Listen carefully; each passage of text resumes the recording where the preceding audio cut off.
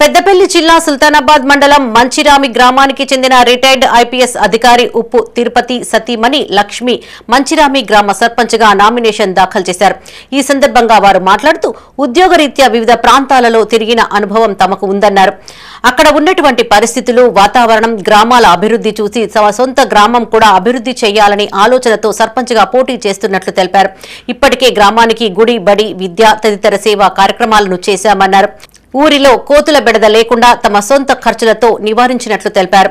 యువతను ప్రోత్సహిస్తూ వారికి మంచి ఉద్యోగాలు అందేలా కృషి చేస్తామన్నారు.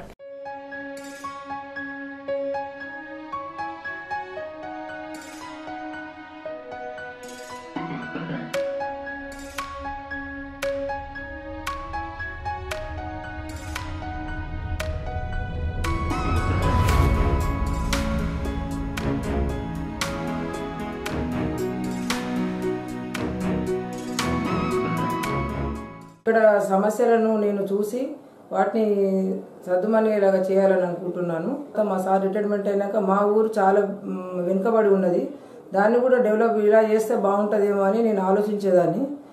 అక్కడ నుండి తర్వాత ఇప్పుడు తను రిటైర్మెంట్ అయిపోయి వచ్చేసినాము ఇక్కడికి. ఆ ఆలోచనతోటే నేను ఈరోజు అభ్యర్థిగా నిలబడదామని అనుకుంటున్నాను. చాలా విషయాలు చేసినాము. టెంపుల్స్ డెవలప్మెంట్ కానీ, వాటర్ కానీ, చాలా మందికి ప్రాబ్లం ఉన్న సమస్య మా ఊర్లో కోతుల బెడద, దాన్ని కూడా నివారించినాము. ముఖ్యంగా మన ఊర్లో యూత్ చాలా మంది ఉన్నారు.